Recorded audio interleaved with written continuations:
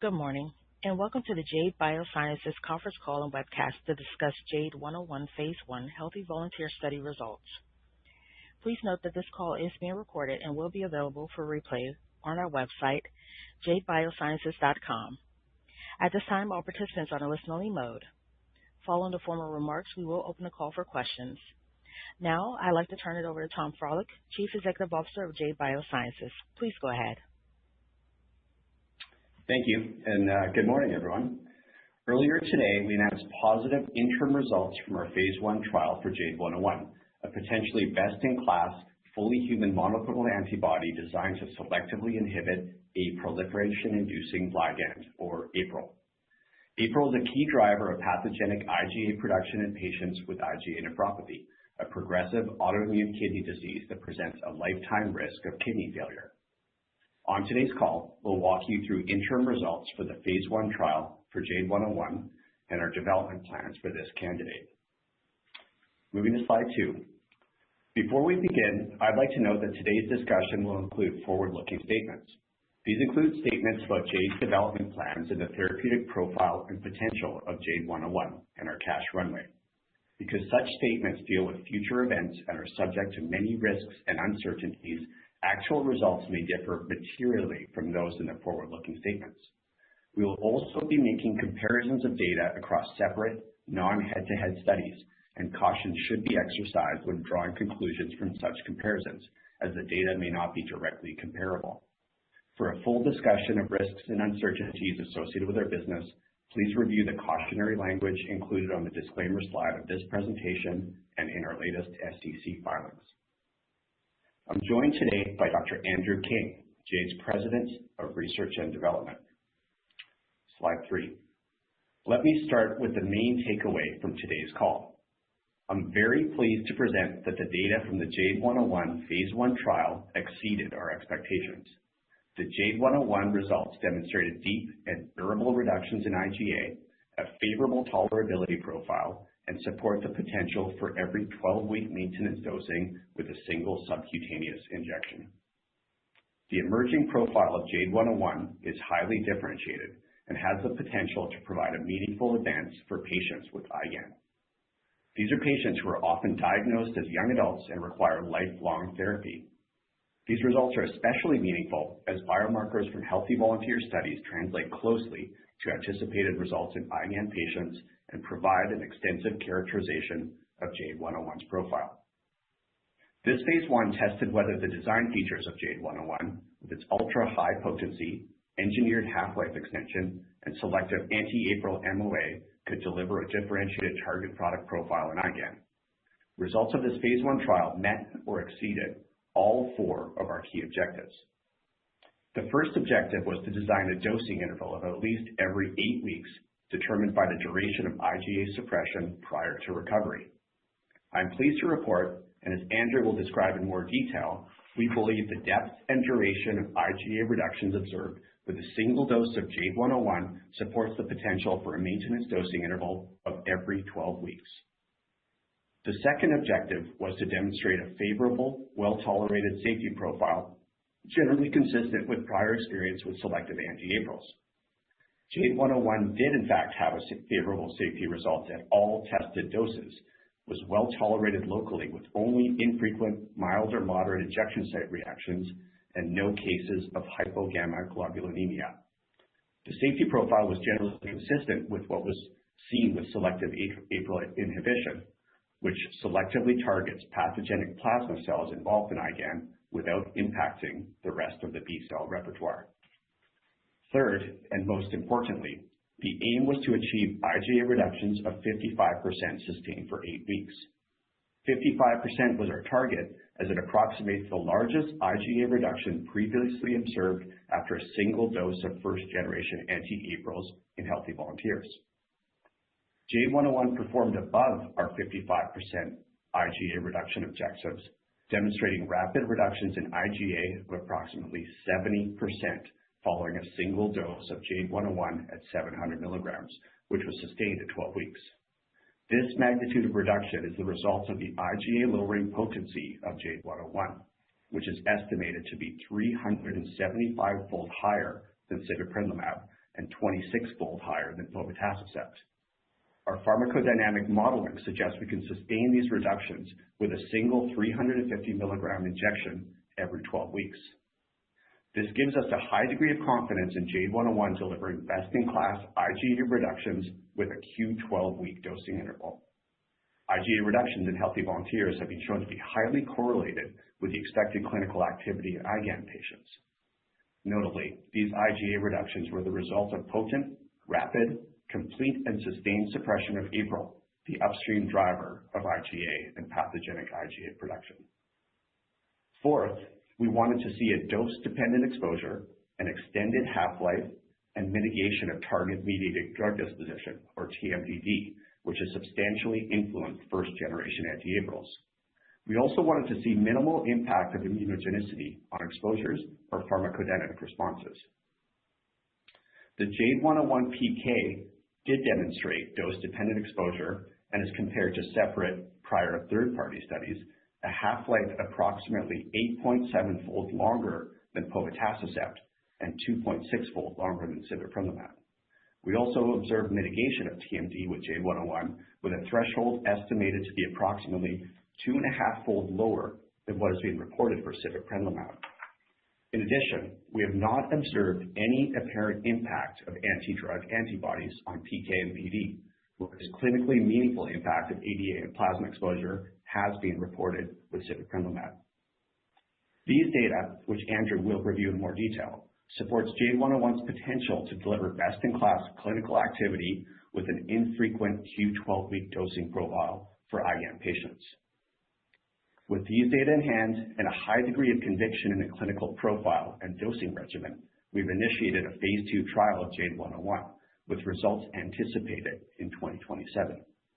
We also plan to initiate a phase 3 pivotal trial of JADE101 in the first half of 2027, pending FDA requirements. Turning to slide 4 now. The phase 1 results are a direct reflection of the novel JADE101 design. JADE101 was selected through a de novo antibody discovery campaign and binds APRIL with ultra-high affinity in the femtomolar range. This level of binding affinity is intended to enable potent and rapid APRIL neutralization at low drug concentrations. In addition, JADE101 is designed to be selective for APRIL. That matters because in IgAN, the goal is to reduce pathogenic IgA while avoiding broader immune suppression that may come with less selective B-cell pathway modulation. JADE101 is a fully human antibody designed to bind to a novel epitope, which avoids the formation of large molecular weight complexes observed in the first-generation anti-APRIL monoclonal antibodies. Large complexes can increase risk of immunogenicity, which has been observed with sibeprenlimab. Furthermore, JADE101 was designed to support durable and predictable exposure. The molecule incorporates a validated YTE FC modification for half-life extension to support a longer dosing interval. By combining ultra-high affinity, avoidance of large complex formation, and half-life extension, JADE101 was designed to have best-in-class clinical activity and a convenient dosing regimen. On slide 5, IgAN represents a substantial commercial opportunity with approximately 169,000 patients in the U.S. and more than 1 million patients globally. Based on international guidelines, we estimate that 60 to 75% of patients in the U.S. may be eligible for treatment. With recent approvals, increasing recognition of the disease, and evolving treatment guidelines, we believe the U.S. IgAN market alone has the potential to exceed $20 billion, with significant additional opportunity outside the U.S. Moving to slide 6. IgAN is a serious progressive autoimmune kidney disease with a high lifetime risk of kidney failure. Patients are often diagnosed as young adults between the ages of 16 and 35, and many require treatment over decades. Convenience is crucial in this disease, as IgAN patients are often otherwise healthy young adults living with a generally asymptomatic but progressive kidney disease. For this population, a therapy that can deliver sustained disease control with less frequent dosing could represent an important advance. Persistent proteinuria is associated with an increased risk of kidney failure, with higher levels of proteinuria linked with a greater lifetime risk. This risk begins at a low threshold of proteinuria that historically may have been viewed as relatively modest. There remains a need for a new medication that can meaningfully reduce proteinuria, preserve kidney function, and be suitable for long-term use. On slide 7, the KDIGO guidelines, which direct the treatment of IgAN globally, were updated in 2025, putting greater emphasis on the earlier diagnosis and intervention to prevent kidney failure and highlighting the need for effective disease-modifying medication. They call for IgAN patients to be treated with an agent that depletes galactose-deficient IgA1, the pathogenic immune driver for IgAN, in addition to agents that offer supportive care by acting locally in the kidney to slow nephron loss. The guidelines now identify patients with proteinuria greater than half a gram per day as being at risk of progressive kidney function loss, compared with a previous target of greater than 1 gram per day. KDIGO also lowered the treatment target, recommending proteinuria be reduced to less than half a gram per day, and ideally less than 0.3 grams per day. These changes position B-cell modulators, such as anti-APRIL therapies, to become foundational treatment in IgAN, given their ability to significantly reduce pathogenic IgA, proteinuria, and stabilize kidney function. Moving to slide 8. This slide shows two important relationships which highlight the predictive nature of healthy volunteer data to clinical outcomes in IgAN. On the left, you can see that IgA reductions observed in healthy volunteers with APRIL neutralization are highly correlated with the IgA reductions subsequently observed in IgAN patients. That means that healthy volunteer IgA data are not just a pharmacodynamic signal in isolation, they have shown strong consistency with what is observed in patients. On the right, this shows the link between biomarker response and clinical activity. Early IgA reductions in IgAN patients is highly correlated with later reductions in proteinuria. That is why the depth and durability of IgA reductions we observed with JADE101 support our confidence in the clinical profile and dosing regimen as we advance JADE101 into IgAN patient studies. With that, I'll turn it over to Andrew to walk through the phase 1 data in detail. Thank you, Tom, and good morning, everyone. I'm excited to walk you through the positive interim results for JADE101. On slide 10 now, first I'll describe the trial design. This is a first-in-human, randomized, double-blind, placebo-controlled, single ascending dose study in 32 healthy volunteers. Each participant received a single subcutaneous dose of JADE101 or placebo. The 4 cohorts studied spanned a wide exposure range. The dose levels were intentionally selected to map to our intended clinical dosing strategy.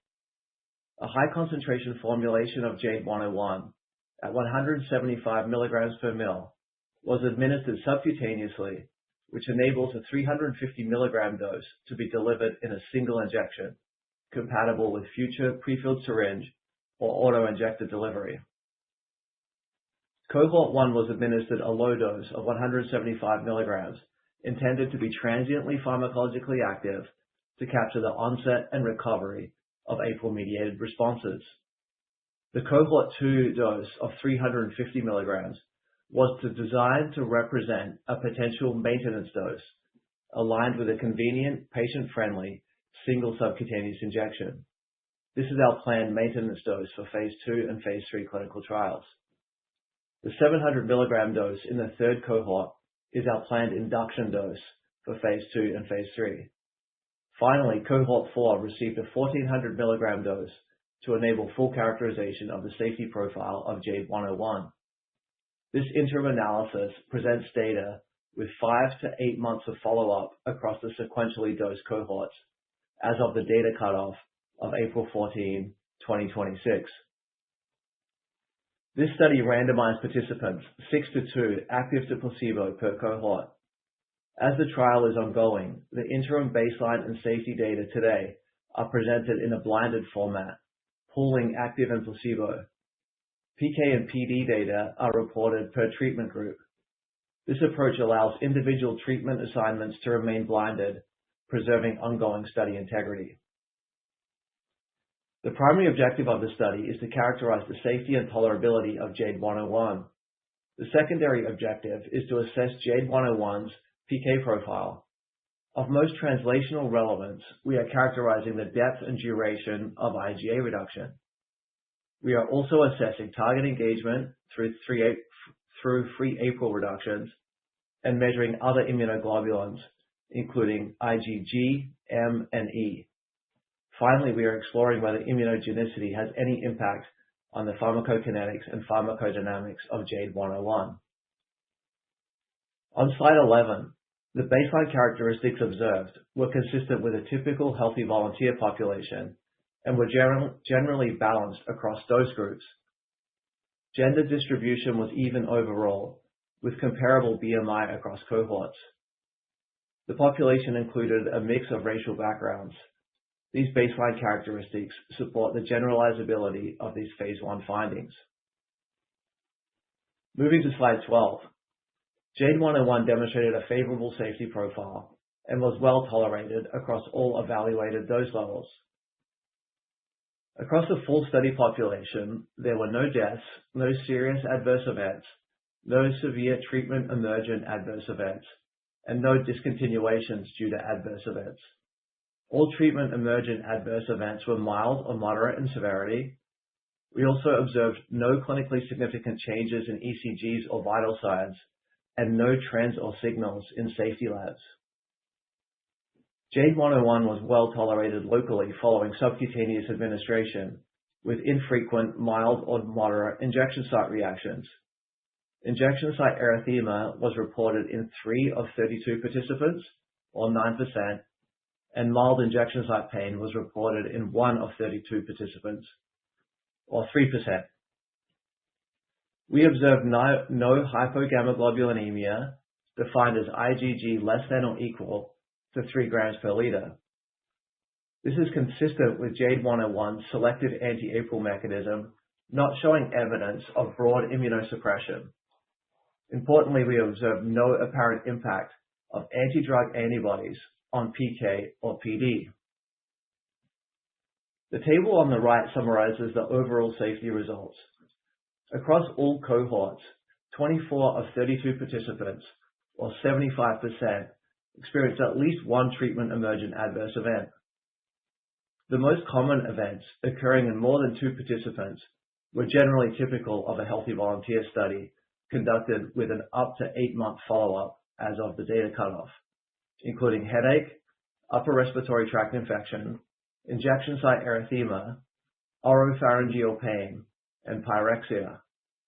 Upper respiratory tract infection AEs were numerically slightly lower in the JADE101 treated participants than placebo. Overall, these results support the potential for a favorable safety profile of JADE101 in IgAN patients. Moving to slide 13, we are especially encouraged by the magnitude and duration of IgA reductions produced by single ascending doses of JADE101, exceeding those observed with the first-generation APRIL inhibitors in healthy volunteers. On the left-hand chart, the IgA reductions observed with JADE101 were dose-dependent in both depth and duration of response. Reductions in IgA of at least 50% were observed at all doses tested, and IgA reductions of approximately 70% decrease from baseline were observed at a dose of 700 milligrams. We believe this represents the largest IgA reduction reported following a single dose for a B-cell modulator in healthy volunteers.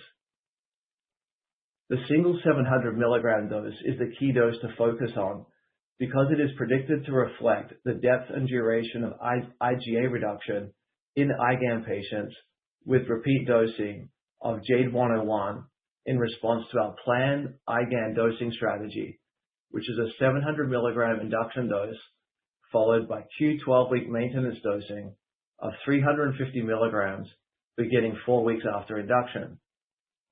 We will present additional details on this dosing strategy in the following slides, including our pharmacodynamic modeling and simulations. At the 700 milligram dose, JADE101 produced an approximately 70% reduction in serum IgA that was sustained at 12 weeks post-dose. The IgA profile observed at this 700 milligram dose supports the potential for Q12-week maintenance dosing with JADE101, Notably, similar peak IgA reductions are seen with both the 700 milligram and 1400 milligram dose, which suggests we are maximizing the clinical activity available to the mechanism with our go-forward dosing strategy.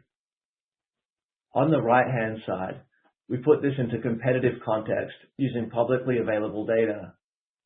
Cross-trial comparisons have limitations and should be viewed as hypothesis generating. However, this comparison is useful because it shows the comparative magnitude of IgA reduction at clinically relevant single doses in healthy volunteers. At their respective phase 3 doses, sibeprenlimab and povetacicept produced peak IgA reductions of between 50 and 55% following a single dose, numerically lower than the approximately 70% reduction observed with JADE101 at 700 milligrams, the planned induction dose. Higher doses of sibeprenlimab and povetacicept, which were not advanced into phase 3, also did not match the approximately 70% reduction observed with JADE101 at the 700 milligram induction dose. Turning to slide 14, the exposure response observed for JADE101 to drive and sustain IgA reductions in this phase 1 study allows for a comparative assessment of JADE101's in vivo IgA lowering potency relative to the first generation anti-APRILs based on an analysis of their publicly available data. JADE101 demonstrated remarkable in vivo IgA lowering potency with an EC50 to reduce serum IgA in humans of approximately 10 picomolar.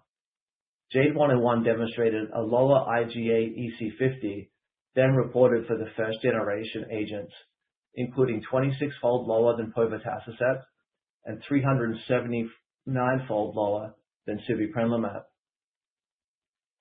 The figure on the right side of this slide shows a strong association between in vitro binding affinity to human APRIL and in vivo potency to reduce serum IgA in humans, with an R-squared value of 0.9.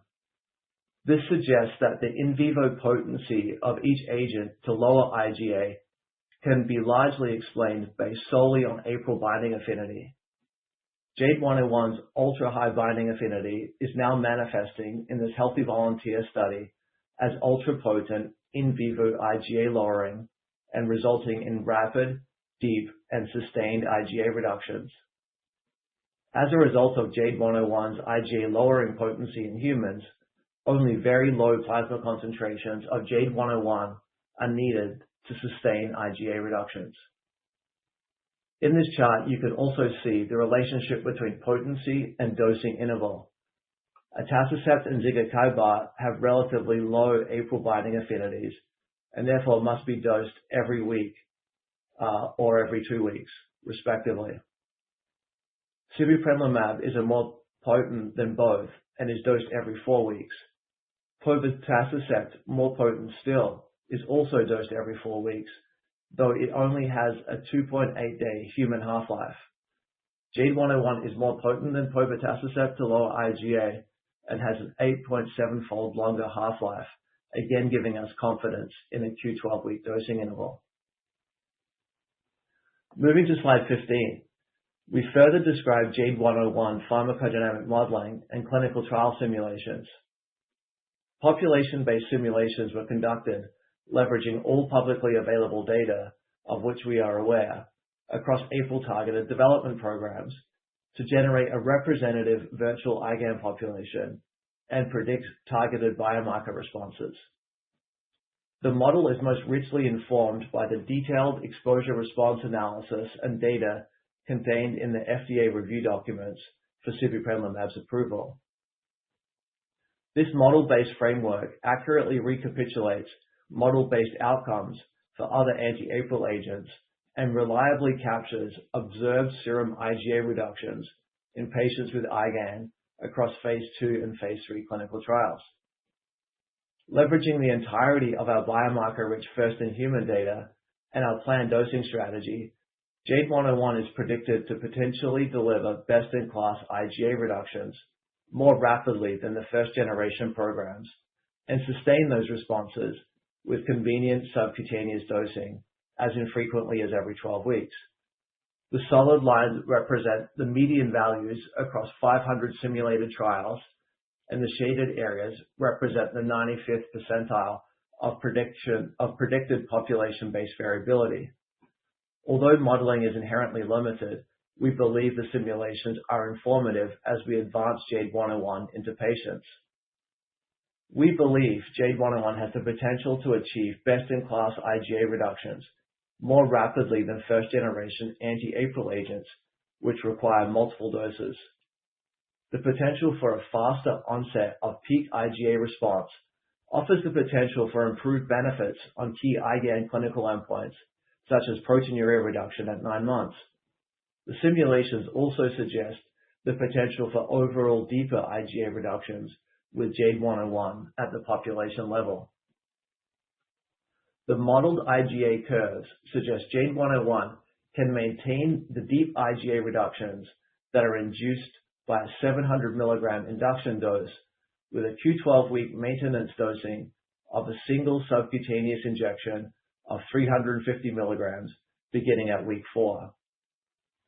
Initiating maintenance dosing at week 4 while TMDD is fully saturated from the induction dose provides a strong pharmacokinetic and pharmacodynamic foundation to sustain these responses. The potential for best-in-class IgA reductions sustained with Q12-week JADE101 dosing would represent a highly differentiated profile. On slide 16, the dose-dependent pharmacokinetic profile of JADE101 and the rapid and complete free APRIL suppression across all doses enabled these deep and durable IgA reductions we just discussed. The PK profile of JADE101 is displayed in the left chart. As doses increase from 175 to 1400 mg, we see increases in exposure and increasing evidence of YTE-mediated reductions in linear clearance, a hallmark of the impact of saturation of TMDD associated with the anti-APRIL MOA. We observed an extended half-life relative to the first-generation agents of 24.2 days. This is meaningfully longer than publicly reported data for the first-generation anti-APRIL targeting agents dosed every 4 weeks, including approximately 8.7-fold longer than the 2.8-day half-life reported for the povetacicept's 80 mg dose, and approximately 2.6-fold longer than the sibeprenlimab 9.3-day half-life reported on the FDA label for the 400 mg subcutaneous dose. This extended half-life, combined with JADE101's higher in vivo potency to reduce serum IgA in humans through low JADE101 plasma concentrations, supports a Q12-week maintenance dosing interval for JADE101.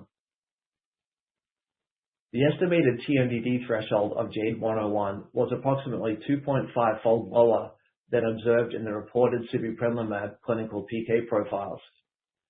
TMDD arises from high affinity binding of the drug to its target, in this case APRIL, which can act as a clearance sink and drive rapid, nonlinear elimination at lower concentrations.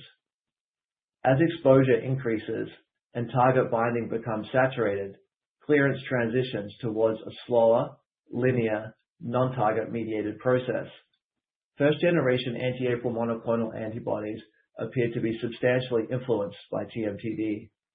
In this context, it is notable that JADE101 achieves saturation of TMDD at lower concentrations than reported for sibeprenlimab.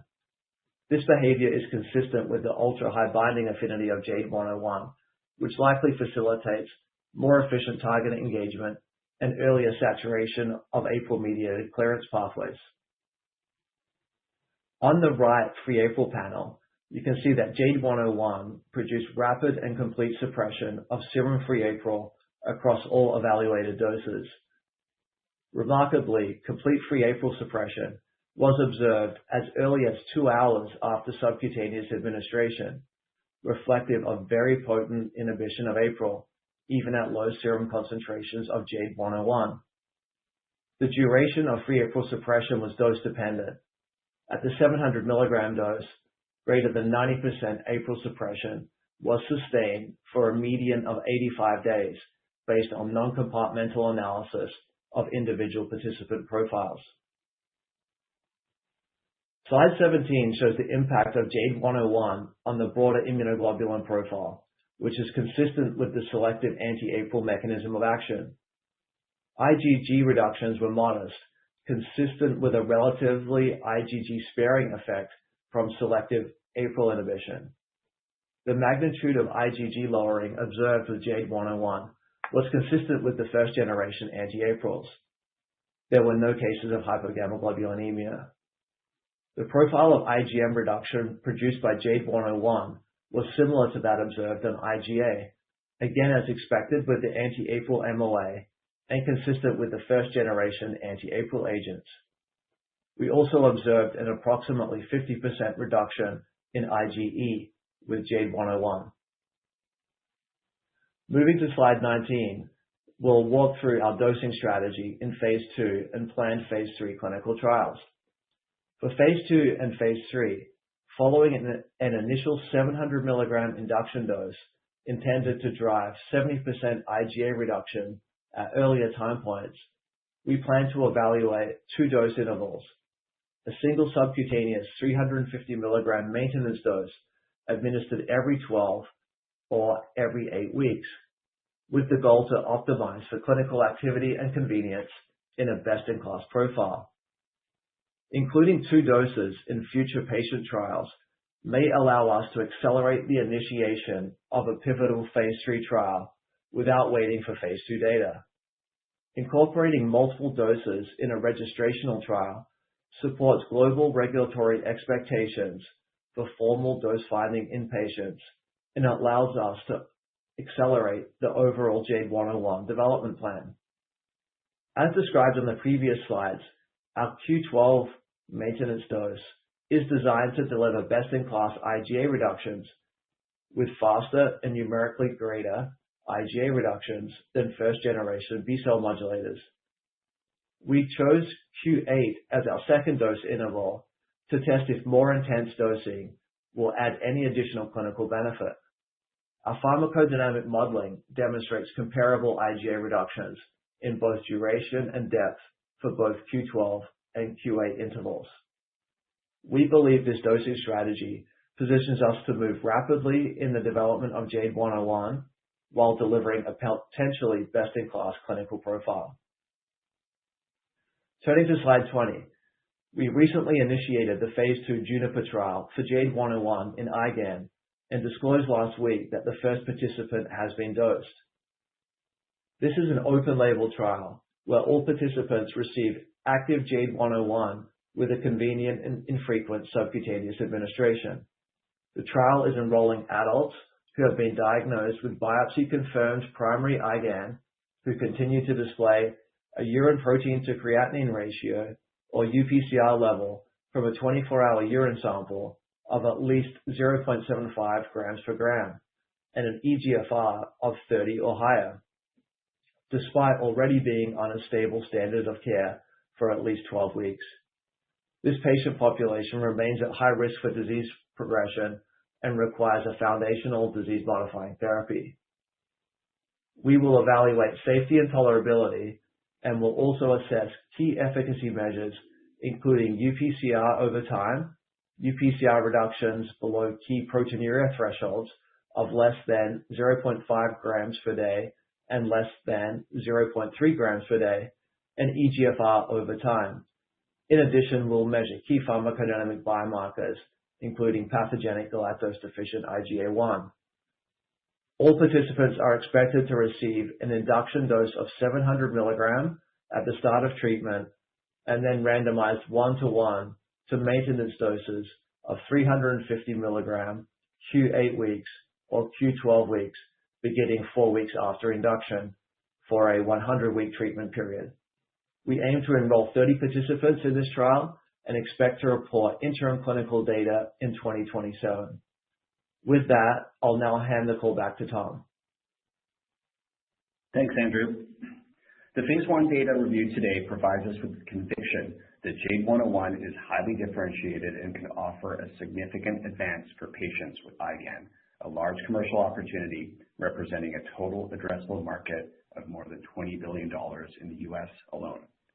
The results demonstrate JADE101 has the potential to be a best-in-disease molecule with the potential to capture the efficacy available to the anti-APRIL mechanism with convenient Q12-week dosing.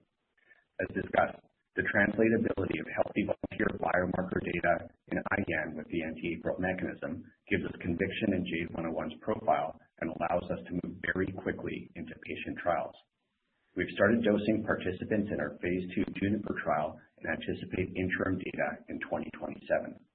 We continue to explore opportunities to accelerate the initiation of a phase 3 trial, which we currently anticipate starting in the first half of 2027, pending FDA requirements. Beyond JADE101, we are developing potentially best-in-class therapies for several autoimmune diseases. We have 2 additional programs that are rapidly advancing. JADE201 is a half-life extended afucosylated monoclonal antibody targeting BAFF receptor, the B-cell activating factor B-cell receptor. We recently initiated a first-in-human study evaluating JADE201 in patients with rheumatoid arthritis, from which we anticipate interim data in 2027. We also have a third antibody program, JADE301, which is expected to enter the clinic in the first half of 2027. Additional details on this program are expected to be shared in the second half of this year. With cash runway expected into the first half of 2028, Jade is well capitalized to pursue an aggressive development plan for JADE101 while also advancing JADE201 and JADE301 through key data readouts. Just as importantly, we continue to build a team of highly experienced drug developers and company builders. This combination of innovative science, strong financial backing, and seasoned talent gives us the foundation to move quickly and decisively. We are proud of the progress we have made and are excited for the milestone-rich period ahead. Above all, we are motivated by the potential impact our therapies may have for patients living with autoimmune disease. With that, I'll hand it back to the operator to open the line for questions. Thank you. We will now begin the question and answer session. To ask a question, you must be dialed in by phone and press star 11 on your telephone keypad. Our first question comes from the line of Akash Tewari with Jefferies. Your line is now open. Hi, this is Alexion for Akash. Thank you for taking our question. So, given that we're seeing both faster and deeper IgA reduction from JADE101 versus first-generation agents, could we potentially expect to see better efficacy on proteinuria come phase 2? Yeah, thanks, Alexei. It's a good question. Yeah, definitely IgA reductions have been closely correlated to the proteinuria reductions expected at the 36-week time point. So we do anticipate having that fast onset of action due to the induction dose to be able to reach those maximal reductions in IgA at very, very early time points. And that could drive getting to peak proteinuria reductions also at an earlier time point. We have seen with the first generation anti-APRILs that you do see excellent robust reductions in proteinuria at the week 36 or week 40 time point. But then it does look like it does continue to decrease at the 12-month and the 18-month time points. So we can anticipate with JADE101 to achieve those maximum reductions in proteinuria at earlier time points. So we do believe that this gives us a really good opportunity to reach very, very significant levels of proteinuria at those earlier time points. So we're very optimistic that we can show really a best-in-class profile with this convenient dosing format. Thank you. Thank you. Our next question comes from the line of Tyler Van Buren with TD Cowen. Your line is now open. Hey guys, good morning and congratulations on the excellent early data, which clearly exceeded expectations. A couple for you. The first one is just, so the translatability of IgA reduction to proteinuria is super strong and fairly obvious based upon the nearly perfect correlation coefficient of the 0.92. But one of the more common questions I get from investors is if there's room for further improvement on EGFR, given what we've already seen with the other agents in the class. So curious to get your opinion there. And then the second question is, can you provide any brief preliminary thoughts on the outcome of the recent NKF meeting? What are the resulting action items and how it impacts your future interactions with the FDA and if it's gating? Thanks, Tyler. Really great questions. Yeah, we're really encouraged by the early outcomes of that NKF workshop. Just as a quick reminder to those who may not be as familiar, the FDA asked the NKF to pull together a group of industry sponsors, patient groups, KOLs, and the FDA themselves to discuss what does a contemporary trial in IgA nephropathy look like, because there's an increasing recognition that a 2-year placebo-controlled trial is not necessarily ethical for patients to keep them off drug for a 2-year period in the age of these very efficacious medications being potentially available, and also the feasibility of those trials is a lot lower. Andrew, you actually attended the workshop and with the team have been looking very, very closely at those. Do you want to take that question and then also the question on EGFR expectations? Yeah, thanks a lot, Tom. So really encouraged by the conversation at the NKF, clear recognition of the need to reduce placebo exposure in IgAN patients in the clinical trial setting, and really look forward to that FDA feedback Tom highlighted around guidance and directions of new study designs. But we do feel confident based on the nature of those discussions and rallying around these key concepts by FDA commentary, sponsors, IgAN patients, and global KOLs, there will be an efficient path to phase 3 development for a disease-modifying anti-APRIL like JADE101 with the potential for large treatment effects. On the EGFR side of things, what we've seen now consistently across 4 programs, 2 selective anti-APRILs and 2 dual APRIL BAFF inhibitors, is effective EGFR stabilization out through 12 to 24 months, depending on follow-up from the individual studies. Really, EGFR stabilization is probably the best you can accomplish in the setting of treating IgAN. EGFR decline is generally a result of nephron loss, so it's unlikely you're going to get nephron return. So EGFR stabilization is really the key treatment goal. You may get some modest increases in EGFR associated with reduced immune complex mediated inflammatory injury to the kidney, but that would be relatively incremental. So long term, the goal is EGFR stabilization, and given the early data across multiple programs in a short 1 to 2 year trial, it may be difficult to differentiate from that over that short duration of time. However, the goal for treating IgA nephropathy is not just EGFR stabilization over 1 to 2 years, it's really over decades in these young patients that have high lifetime risk of end-stage kidney disease. And what we know from epidemiological studies is that residual proteinuria is the best predictor of long-term clinical outcomes in IgA nephropathy.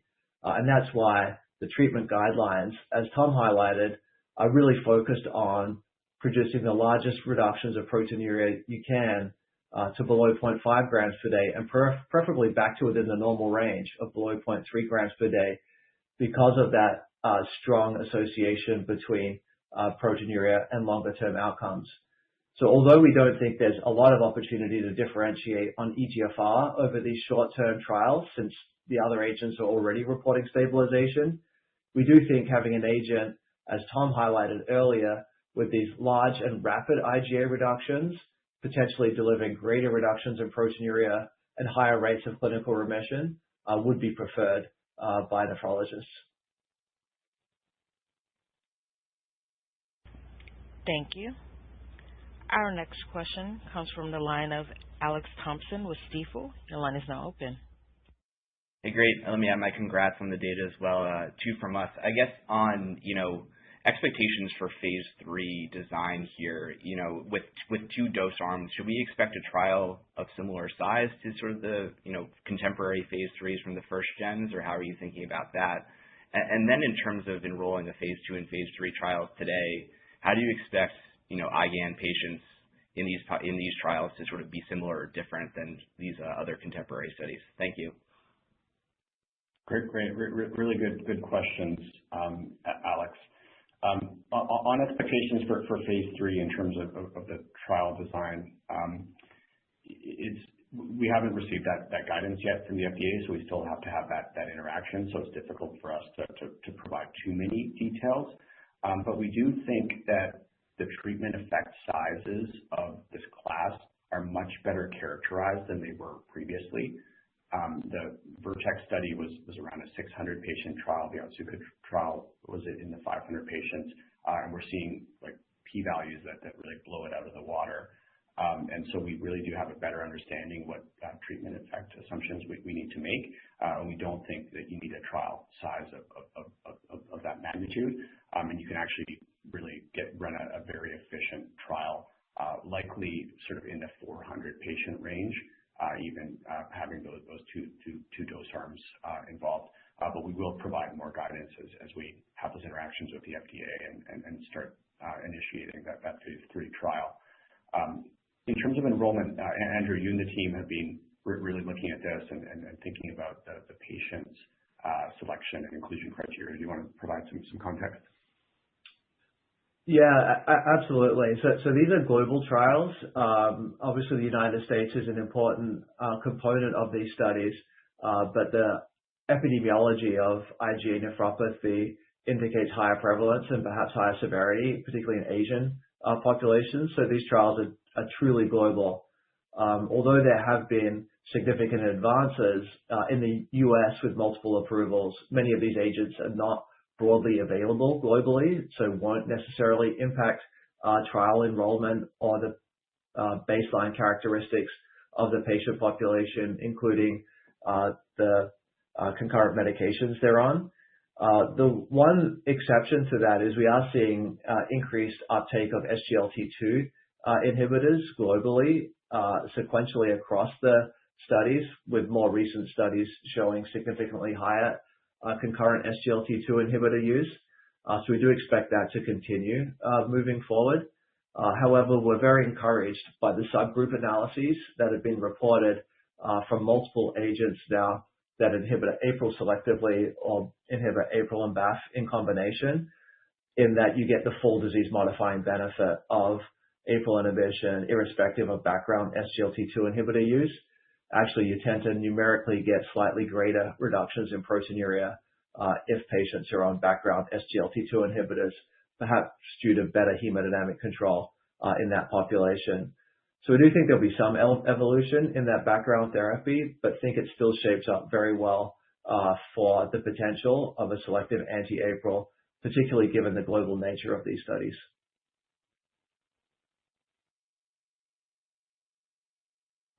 Thank you. Our next question comes from the line of Julian Harrison with BTIG. Your line is now open. Let me add my congratulations on these results, and thank you for taking the questions. First, definitely could appreciate the strong translatability from IgA reductions to proteinuria reductions. In light of that, I'm wondering if it's your expectation that you could likely command significant preference, even at parity efficacy versus the approved precedent in IgAN with 1/3 the injection burden, or do you maybe view better efficacy as an important success factor as well at this point? And then second, it seems like you have line of sight to quarterly dosing and maintenance. So I'm wondering if you could help us better understand the Q8-week maintenance arms in your phase 2 and phase 3 trials. Is this really just for the sake of dose ranging, or do you maybe envision Q8-week could be beneficial to as an approved option for some patients? Thanks, Julian. Yeah, it's two important issues. We've done some market research to look at what are the choice drivers for uptake of the class of drugs in IgAN, and really the convenience and efficacy are both going to be key choice drivers for clinicians to drive market share. Obviously, if we can achieve greater levels of proteinuria, then that would be highly attractive and drive share, because as Andrew pointed out, that really does define that lifetime risk of disease progression. So if you're getting more patients down to below the KDIGO target of 0.5 gram a day, or even back into clinical remission, which is considered below 0.3 grams a day, then that type of a medication would clearly drive a lot of uptake and preference. But we are seeing that convenience actually is also driving a lot of selection. We actually hear it from the current agents that are in development. There's a lot of attempts to differentiate around some elements like injections, volume, the format of the presentation of the auto-injector versus prefilled syringe. But we really know that the ultimate factor in driving convenience is the number of injections, as you point out.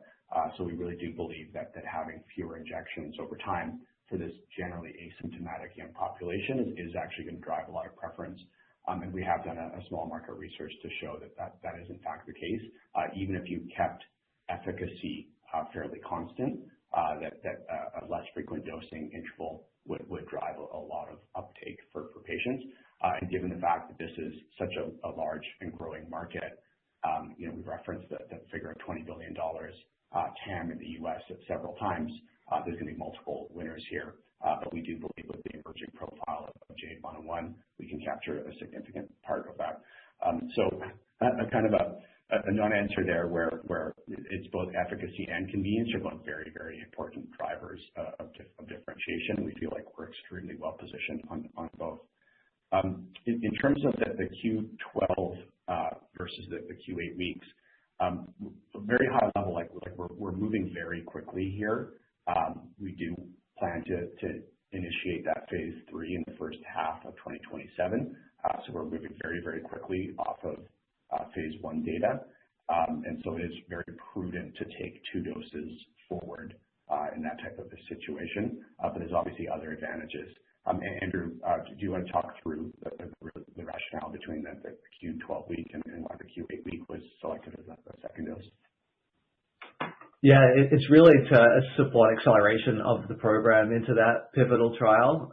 The pharmacodynamic modeling supports the Q12 week maintenance dose sustains those 70% plus IgA reductions induced by the induction dose of 700 milligrams using a 350 milligram Q12 dose.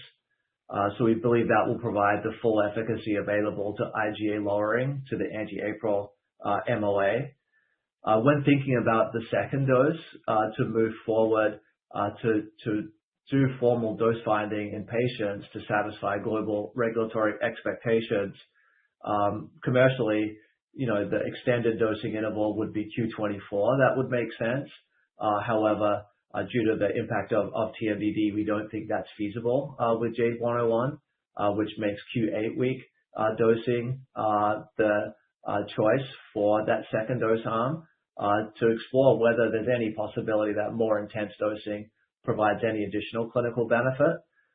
From our PK/PD modeling, we don't think there'll be any difference in IgA reduction between Q8 week and Q12, but to satisfy formal dose exploration and assess whether more intense dosing provides any meaningful clinical benefit is the rationale for Q8. Very helpful. Thank you, and congrats again. Thank you. Our next question comes from the line of Laura Chico with Wedbush. Your line is now open. Good morning. Congrats on the data, and thanks very much for taking the questions. One for me first on ADAs.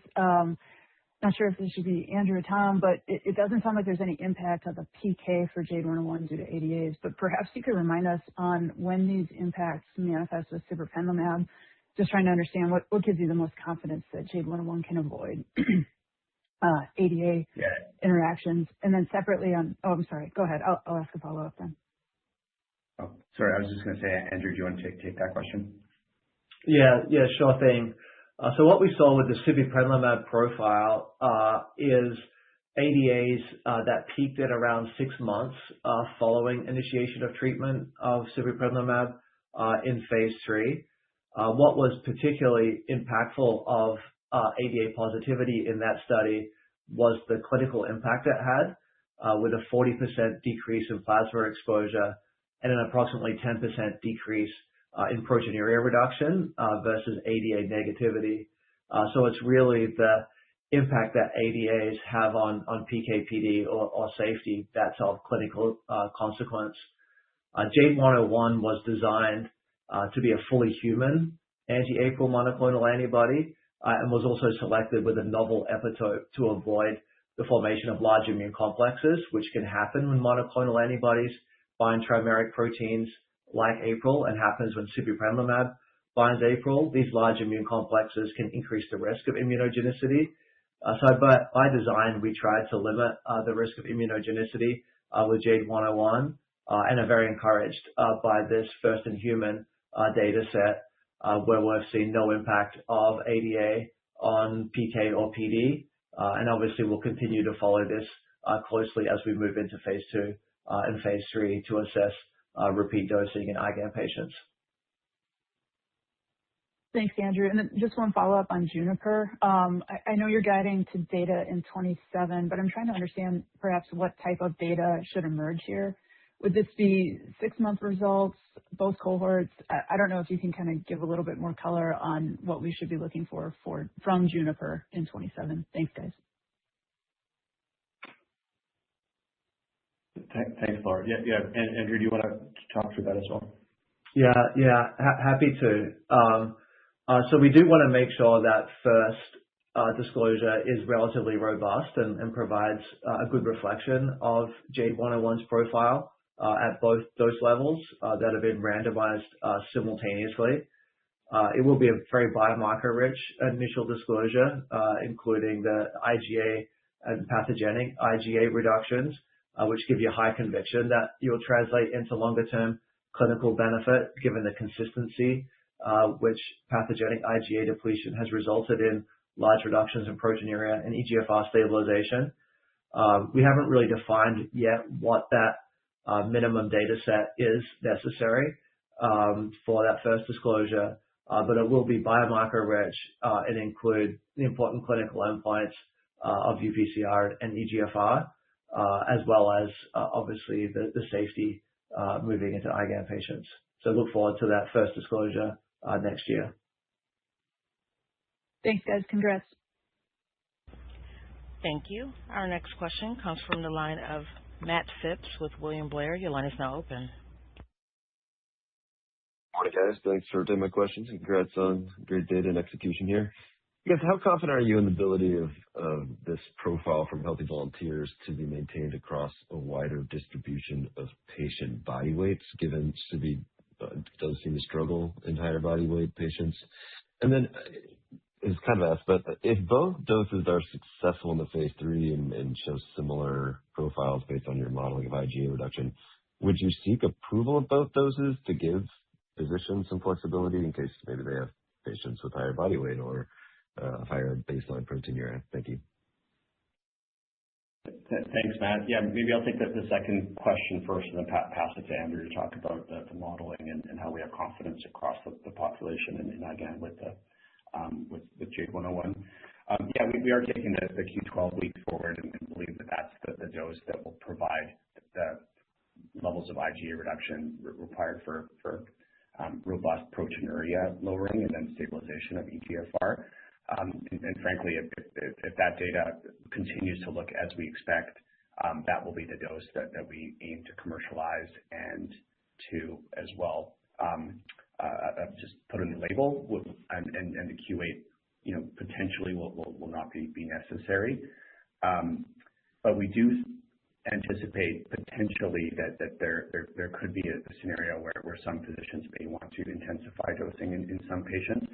But we really do need to see how the data plays out to understand, is there any additional benefit from intensifying the dose down to that Q8? Right now, as you saw and Andrew walked through the modeling, it's not clear there will be more efficacy based off of that intensification, just because we are really maximizing the IgA reductions based on that Q12 weekly dose. But in our interactions with the steering committee and KOLs, when we talk through this dose design, they do like that we are testing this and really understanding what is that dose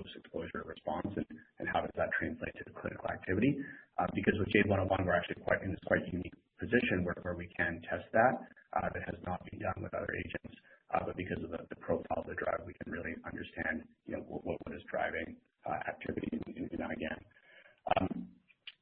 Andrew, do you want to talk a little bit about the modeling across body weights and expectations there? Yeah, happy to. Thanks for the question, Matt. We do think the points you raised around sibeprenlimab at the population level do leave an opportunity for JADE101 to capture more of the full efficacy available across the population for the anti-APRIL MOA. Patients with the higher body weight half in the phase 3 study had about 10 or so % less proteinuria reduction than the leaner half of that phase 3 population, suggesting the potential for an agent that addresses the population at a whole more effectively. The way we built these pharmacodynamic models was really using the sibeprenlimab exposure response as a foundation, both for the APRIL-mediated IgA reductions, but also to establish what a virtual IgAN patient population looks like for the clinical trial simulations we ultimately captured. So that IgAN population variability is built in to these pharmacodynamic models.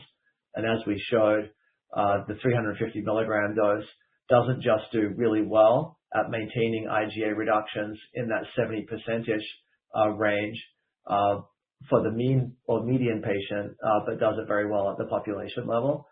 So we do feel confident based on these simulations that we have the potential to more broadly impact the patient population as a whole to optimize the efficacy available to anti-APRIL.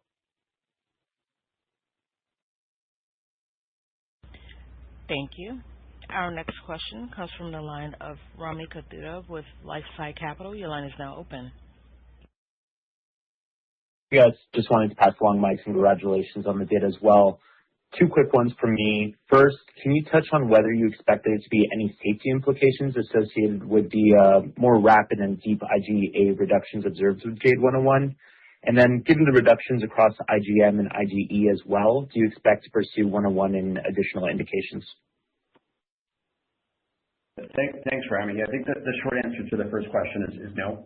We don't anticipate any safety concerns with rapid and robust IgA depletion. We have seen across this mechanism now with four other agents, either the selective APRILs or the APRIL BAFFs, that really robust lowering in IgA. Especially with the selective anti-APRILs, it does not increase risk of infection, and it seems to be very, very safe and well tolerated. Also, we're very reassured by the fact that the IgG levels are not going down below 3 grams per liter, and so haven't seen any cases of hypogammic globulinemia. So we feel really confident with this mechanism that it's going to be safe and well tolerated. Really good call out on the IgM and IgE. IgM, we definitely feel like there are life cycle opportunities here. There are a number of IgM-mediated diseases that we are looking into. Of note is one called multifocal motor neuropathy, which is a drug or an indication where several companies are testing complement inhibitors. We think that going upstream and targeting IgM, which is the pathogenic driver of the disease, could be very beneficial for patients. So we're looking at potentially looking at a signal-seeking trial in MMN.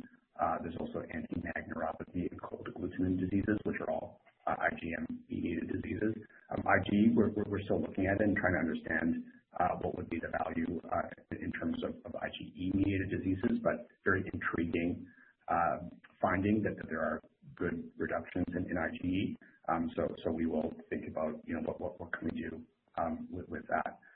Just to note as well, the other potential life cycle opportunity that we have on our radar is Otsuka has started a phase 2 trial with sibeprenlimab in Sjogren's, and they're anticipating reading out that data around the middle of next year.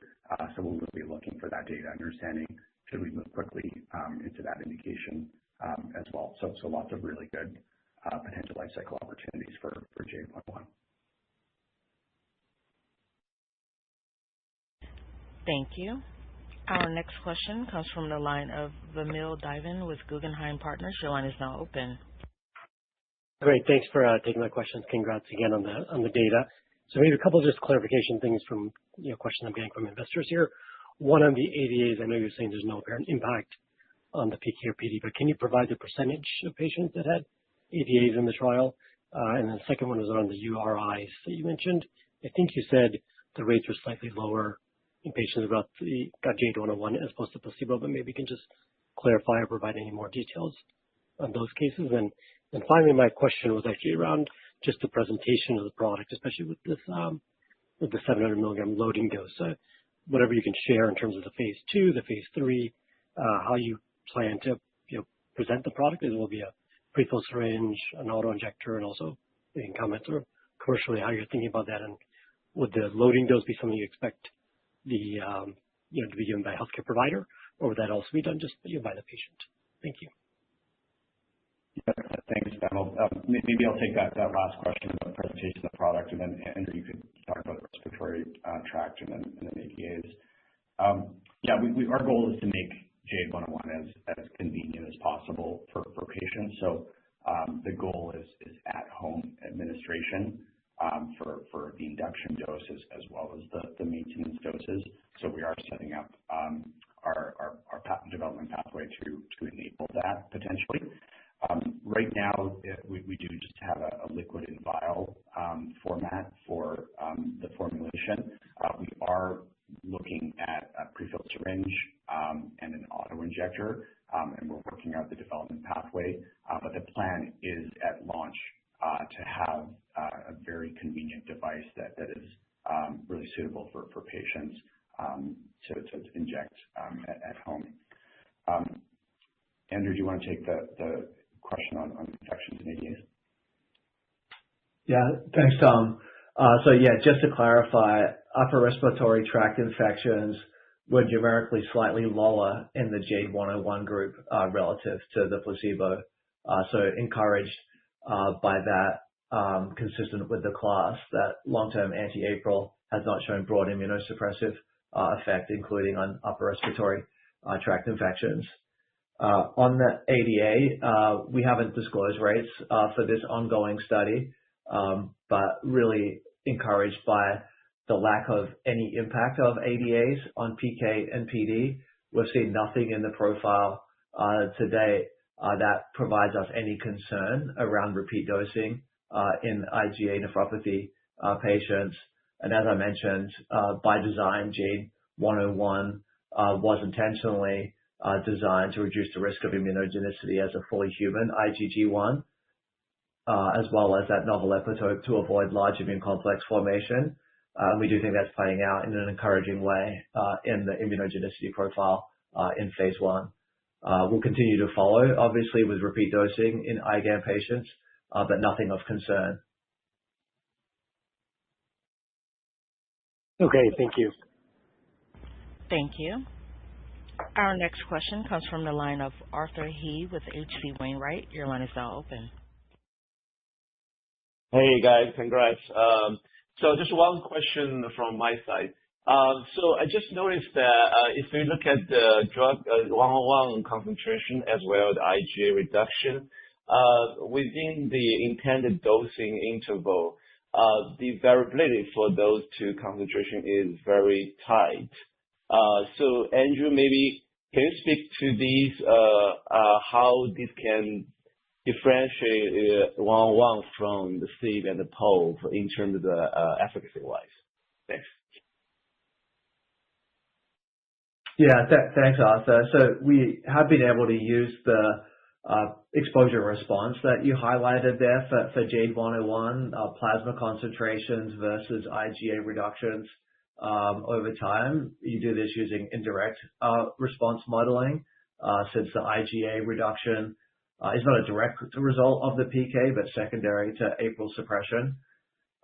And what we're really excited by is the remarkable in vivo IgA lowering potency of JADE101. You can calculate using those analyses an in vivo EC50 of about 10 picomolar. So you really require very little JADE101 to get these deep and sustained reductions in IgA.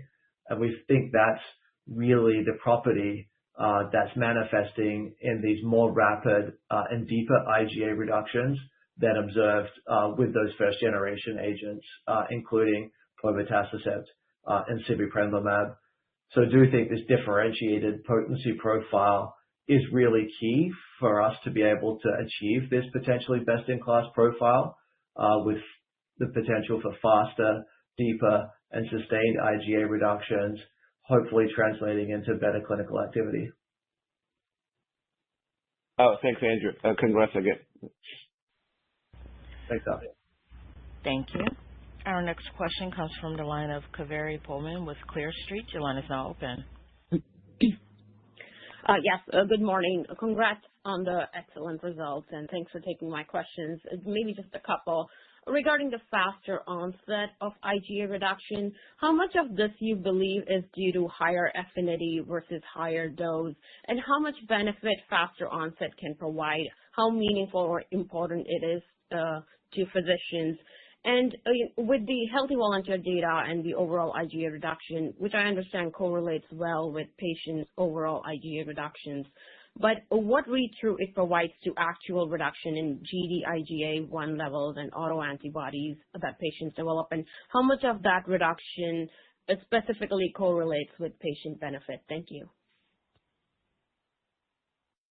Thanks, Kaveri.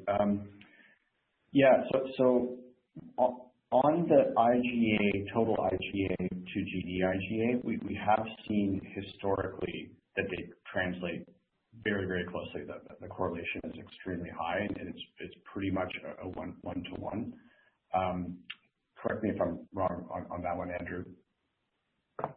No, that's correct. At ASN last year, we provided our analysis of all of the publicly available data and a very strong association between total IgA and Gd-IgA1. So we do feel like total IgA provides the full information available. Yeah.